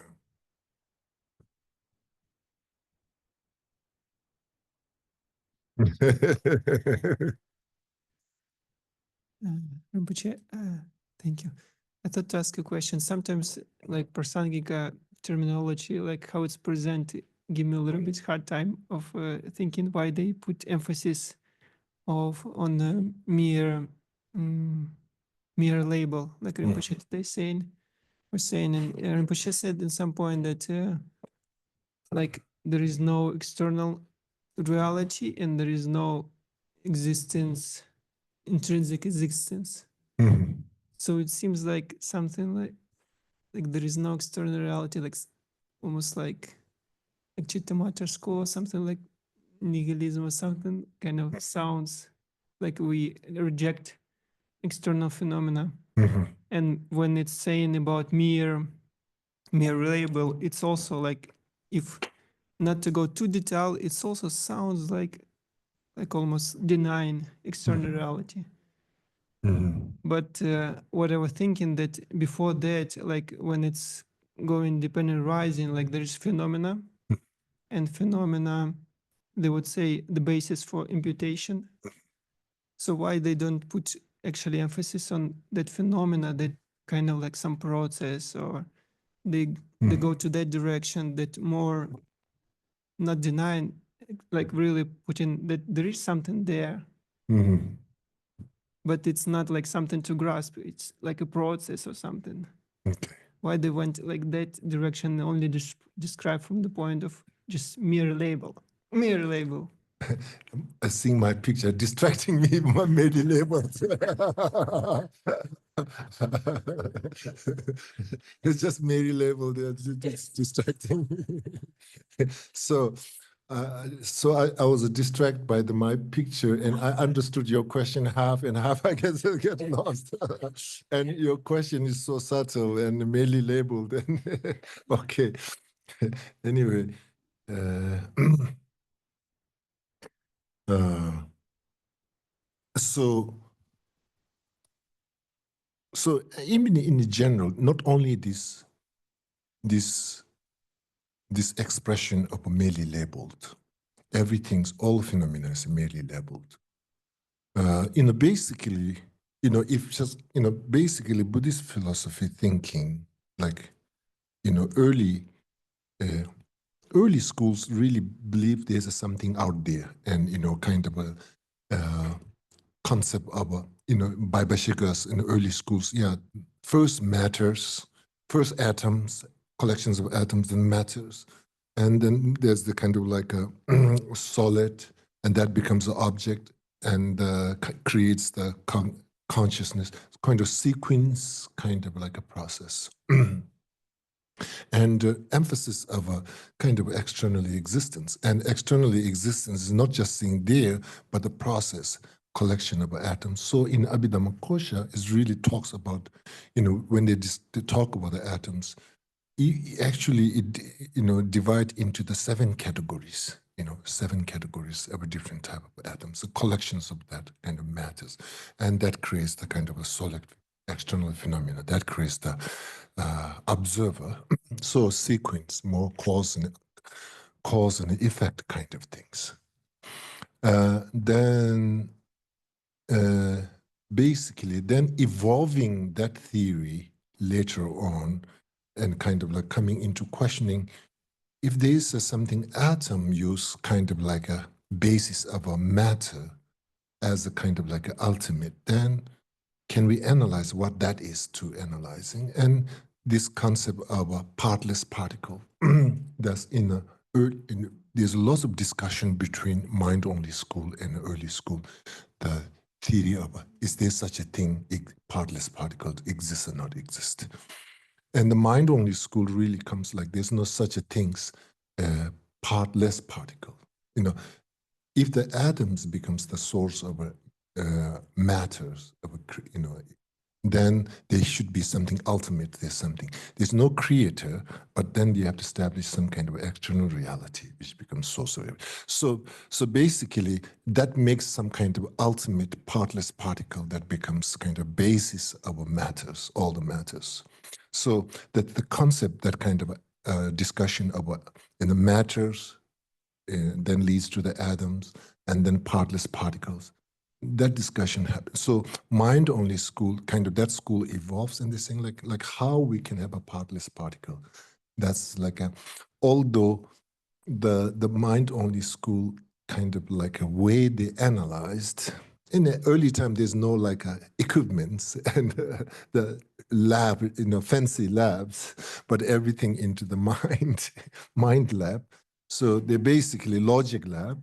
And so kind of like through the, it's a piece, particularly like a Dharmakit is basically saying, any part, any atoms can be surrounded with the directions. And that's kind of like a logically thinking, theoretically thinking, you cannot establish something partless particle. So that kind of like evolves. So now you're taking out the all independent source of existence from the externally. You push through the matters, the atoms, then particles. So such a thing doesn't exist. Then here, mind-only school, well, there's no externally existence matters and so on and so forth, but the truly existing cognitive mind, observer, they give the empower of existence entire to the mind. So the mind-only school comes from where existence all established through the mind-only minds. That's basically something need to be solid, truly existing to establishing existence. So the somehow externally observation really kind of pulling apart. So you give the empower to the mind. And mind-only school, basically there's no external existence, but the observer, which is a truly exists, the mind. And particularly they go through the all basis of mind, Shabadambatuba. So then again, that school kind of like a slowly evolved in analyzing.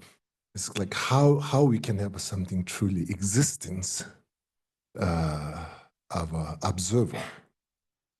If observer doesn't truly existing, then whatever it's observing should be not truly exist. So basically, so existence and the reality kind of, again, kind of unrest, that kind of like, then basically the Madhyamika and Swatantika, those teachers about maybe Shantarashitas and Kamalashilas, those great scholars, their perspective, the reality is kind of like a 50-50.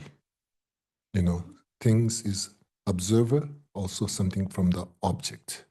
It's kind of trying to kind of create some balance, not as a going far as, there's no such a truly existence, dependently existence with the object and subject, kind of collaborated way of existence.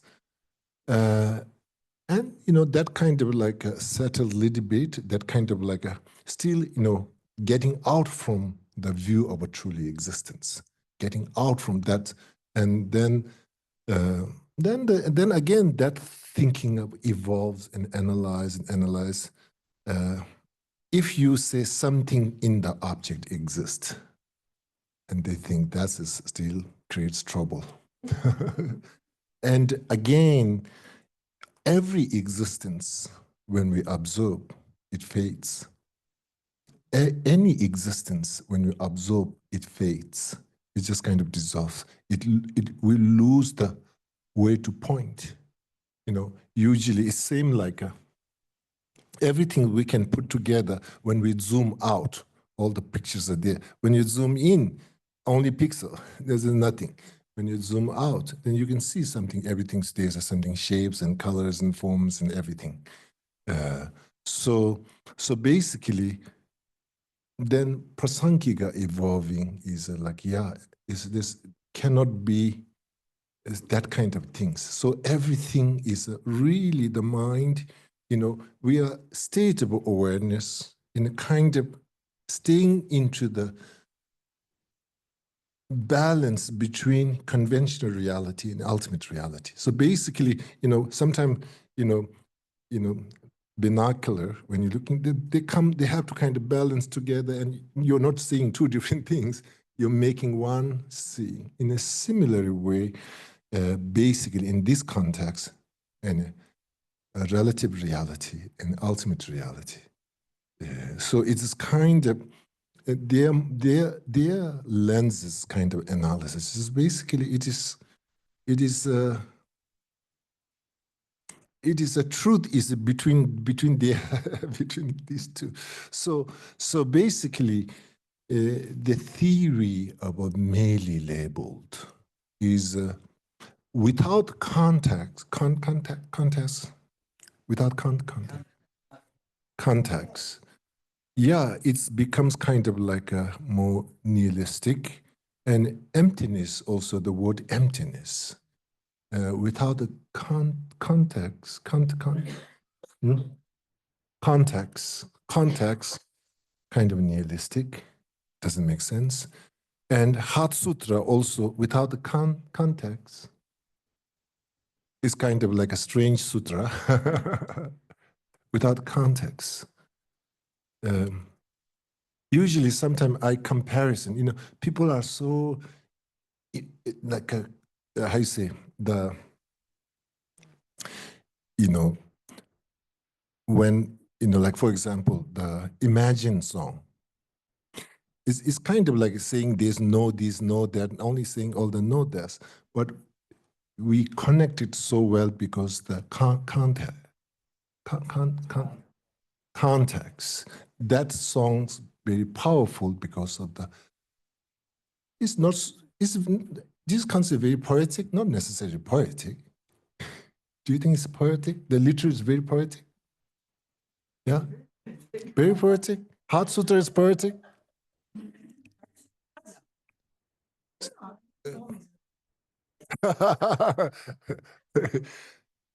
If Imagine's lyric, which is the word, no? It's a poetic, then Heart Sutra should be poetic. It's basically saying no this, no that, no that, no that, no that, no. It's like a Heart Sutra format. So one becomes so poetic because of the context. And so basically with the context, with the context, with the background anyway, becomes a poetic. It's saying simple things becomes a poetic. So again, same thing with this word merely labeled.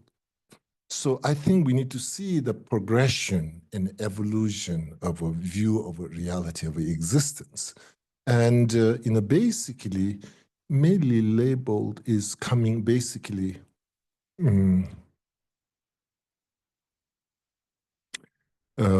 merely labeled is not so much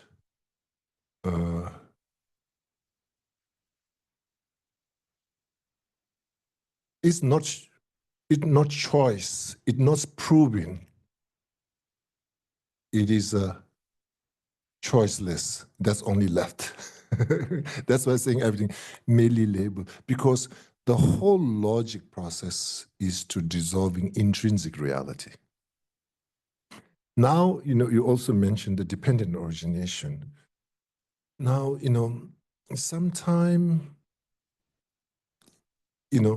dependent origination kind of give us some kind of comfort, kind of like so I'm not sure, maybe staying in a very uncomfortable meditation about emptiness, mere negation, I think is important than rushing into the dependent arising, which makes kind of like we are fixing immediately. We like to fix things, to settle. Okay, so sometimes the meditation of dependent originations, I feel like we are so scared for emptiness, and we want to fix the situation, the reality, dependent, okay, settled. So I will recommend, it's a powerful logic and really beautiful logic, but we need to give a time. Little bit stay in this uncomfort zone, in mere negation, emptiness. And not rushing towards to, I feel like dependent origination to kind of like fix the problem. We want to fix the problem and then move on. The staying more into that difficult zone, in uncomfort zone. And let's naturally arise the awareness of a dependent origination instead of a convincing and instead of trying to prove. And the same thing, merely labeled, is not convincing, not proved, isn't naturally somehow then that's it. What left? Huh? Yes, process is spending time in the process of elimination. Okay. Okay. Mm-hmm.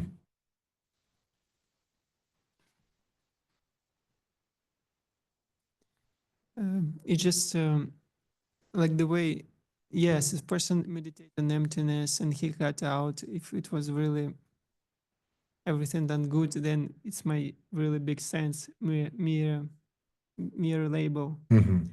But in terms of to tell to somebody else, like, and seems like it's not giving big message. That's why my kind of question comes from the point that the base itself, why don't to put more how to say emphasis on explaining what the base is, like some kind of phenomena, some process that have a function, not saying anything like kind of solidifying anything, but to put emphasis more on like a process and some functionality. And because if we say mere label to a person, like it's really need to big explanation, but also that explanation mere label, Mm-hmm. it's kind of like still have a feeling of negating external phenomena. It's like nothing there, just mere label. But if to say like more kind of more functionality and some kind of process there, but it's nothing to grasp, like that type of thing. Yes, yes, mean, yeah. yeah. I think this is a big dilemma into the theory of emptiness, and many times, particularly like Lama Tsongkhapa, is concerned the theory of emptiness, which is explained in Tibet, Madhyamika view, and he says like there's a danger of a negation of a conventional reality. So therefore, Tsongkhapa's like a tiny setup, there's an existence of a reality, conventional reality. It becomes very, and so now here,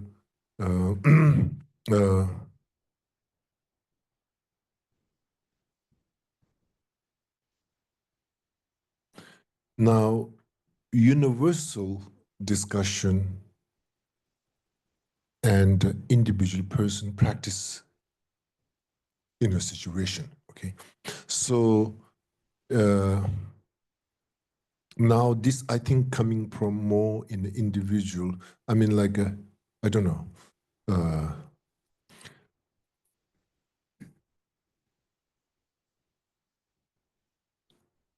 so here, even the function and existence, I mean, like an English translation, merely labeled tope parshatsam. In Tibetan, we say mingi wongi yosam. Mingi wongi yosam. There's a, maybe we have to say existence by merely labeled. Maybe the wording instead of merely labeled, existence by the merely labeled. So maybe we need to, if the whole translating another way, existence needs to put that. Otherwise, without that word, I think English sounds nihilistic. Existence by merely labeled. In Tibetan, mingi wongi yosam, yopa means existence. So we will Mingyang Taoyu Samki Yoba. Again, also like Mingyang, sometimes translation will begin nominally existence.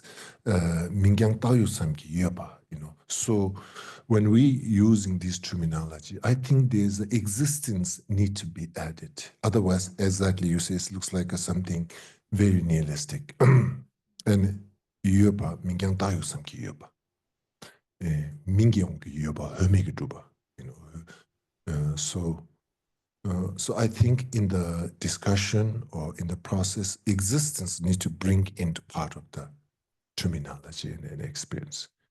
And in that context, basically, I think it's becoming furthermore subtle conventional reality, subtle dependent origination. Basically, in that lens, you are connecting with the conventional reality, with the existence you're processing through subtle dependent origination. Is basically, it is not from the perspective, it's not from the it is not from the cause and condition, it's not from the perspective, it's just kind of existence establishing from the, existence, just kind of like defining the existence.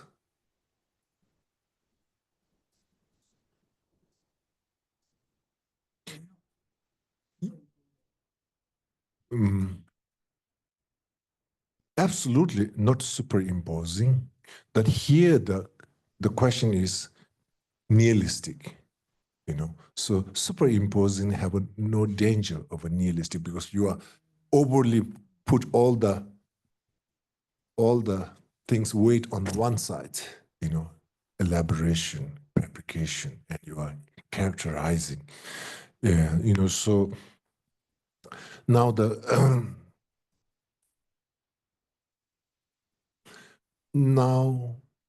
really the question, okay, existence in this subtle dependent arising, existence by merely labeled. And now here, I think, as you're saying, there's a free, free from superimposition, and same time, that view of existence need to be free from opposite of a superimpositions. What's that? Deprecation? Deprecation and superimposition. Basically, the view of reality need to have a middle way view, middle way view. So middle way view, basically, the existence and experience of reality in your observer is basically balance. And that balance basically means free from too extreme superimposition and kind of like a more nihilistic. And now in view of existence by merely labeled, also, we also kind of able to see within that awareness, the existence also seen through the view of a middle way.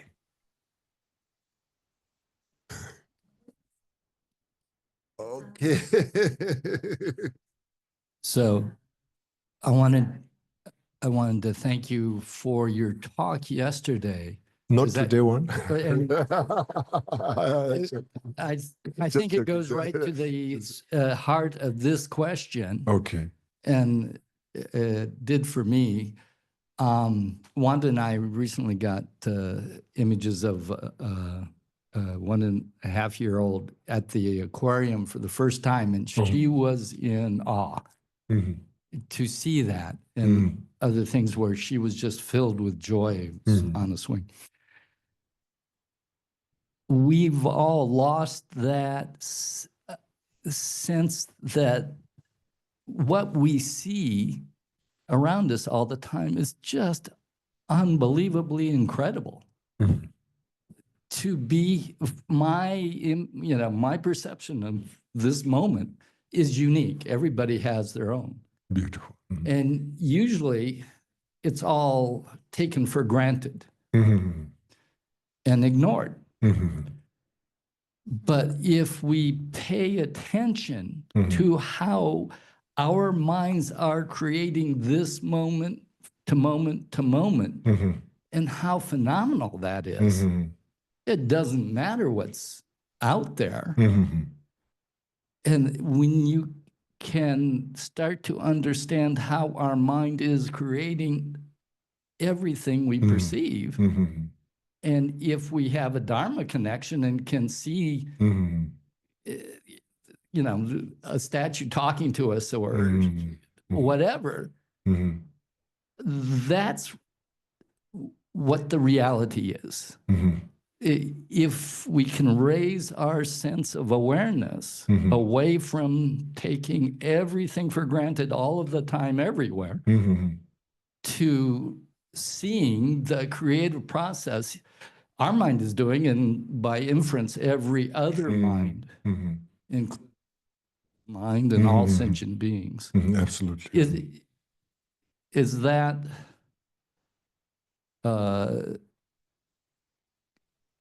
a valid pursuit, a valid thought? Is that? Yeah, I think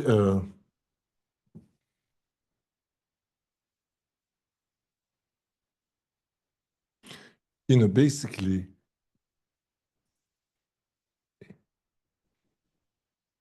our perceptions and reality, what we experience, taking for granted, that's really kind of obscure to see the ultimate reality. That kind of a mindset is kind of,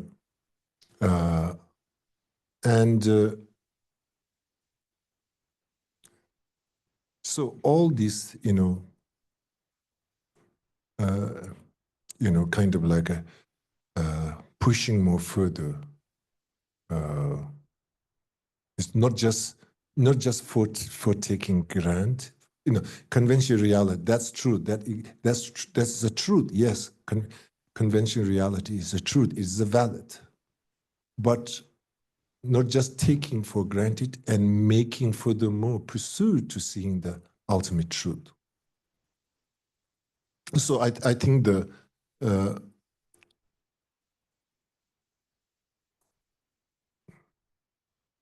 not taking for granted can lead to see the ultimate reality.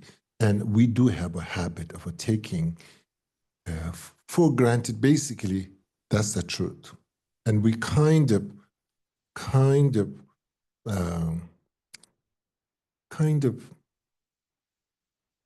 limited our own perceptions, is just kind of seeing that relative reality. That for granted taking, that kind of is kind of limited our observer, the cognitive mind, to settle into the relative reality. And by not taking it, by realizing the power we have, we pursue the ultimate nature of. And then basically, the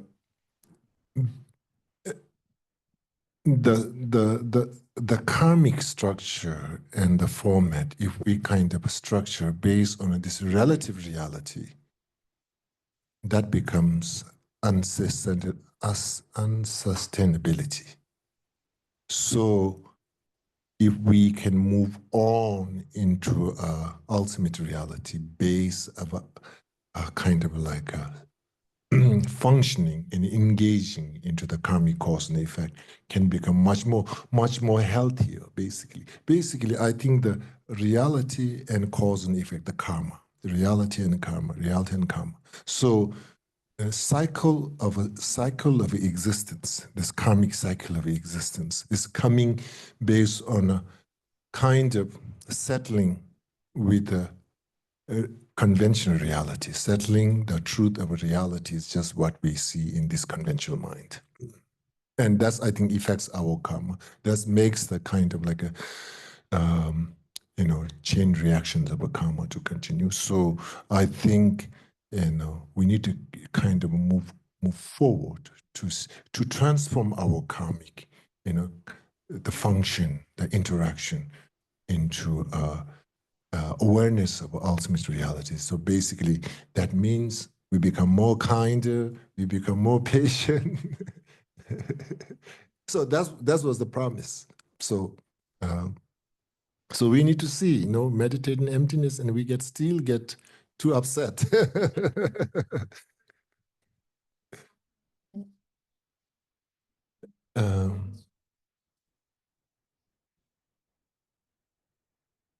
Maybe suffer unnecessary things. Maybe some karma, because there will be something, but there's a lots of unnecessary things that's, you know, basically believing in instruction in a relative reality. Okay. Okay. It's a real quick one because we only have a couple minutes. Rinpoche, you were talking about how it's better to stay in the uncomfortable of not finding when you're meditating. Mhm. And you said, let the dependent arising arise on its own. I think, I'm guessing it means that it will happen experientially and not so much through analysis. Maybe analysis would lead to it, but the dependent arising, if one can stay in that uncomfortable Mhm. of the not finding, Mhm. then the dependent arising, I guess I'm trying to get to a way of doing it where the analysis is not so necessary. It's going to be a little bit more natural. Is that what you're suggesting? It'll be a conclusion that you can't help, an experiential one. Yeah. That's what I'm wondering. Yeah, I think uh, um,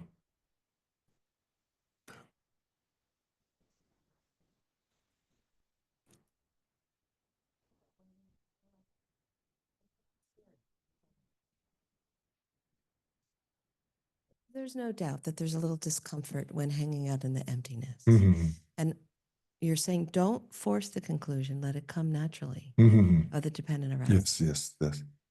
And so I think that needs to come experientially after there's enough of like a crashing in on itself. I don't know how else to word it. It just lets go. And then the dependent arising will show. It's the same thing as the emptiness. I'm trying to get it away of deal a little bit with the fear of Yeah, slipping into nothingness. yeah. What I'm saying is,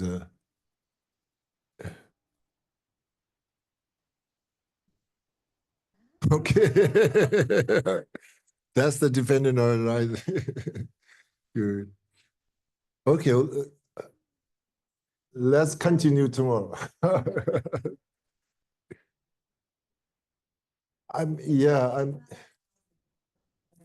Yes, I'm saying basically not rushing to fixing the existence of reality through the dependent origination and the context with the negation of intrinsic existence. So I'm encouraging is, yes,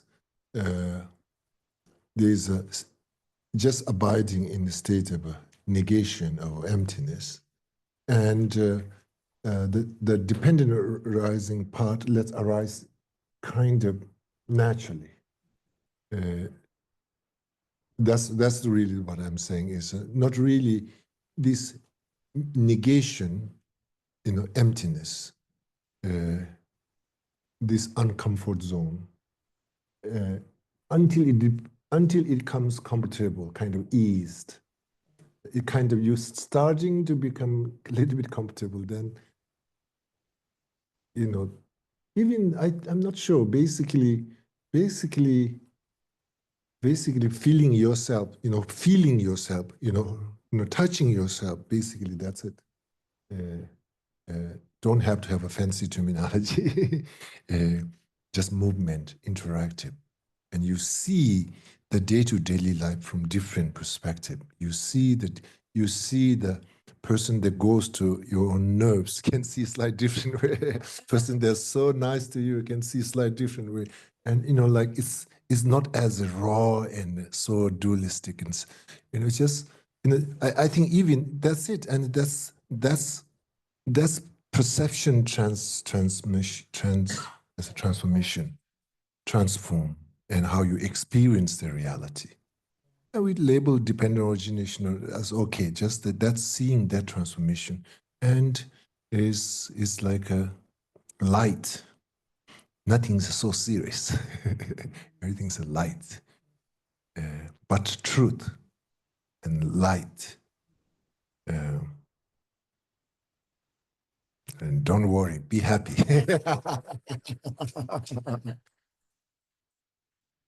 So that's the mantra of dependent arising. Don't worry, be happy. Okay, let's do it. Let's do the dedication. Chi Bogi Jurje Mezo Brera Vinche Nye De Gyambadi Ame Chindu Nanda.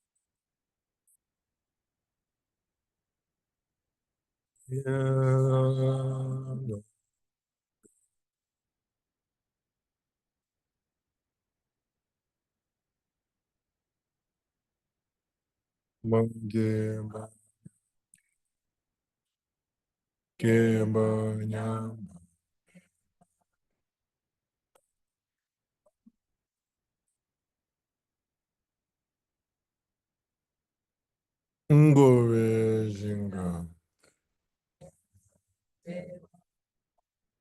jongwe denzing, jabe zine.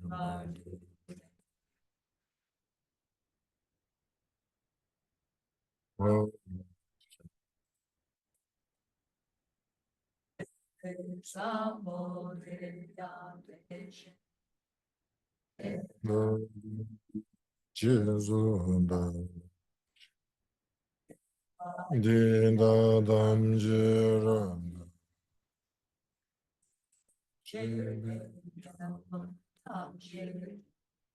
owa ganlanjo, dagi sombojo.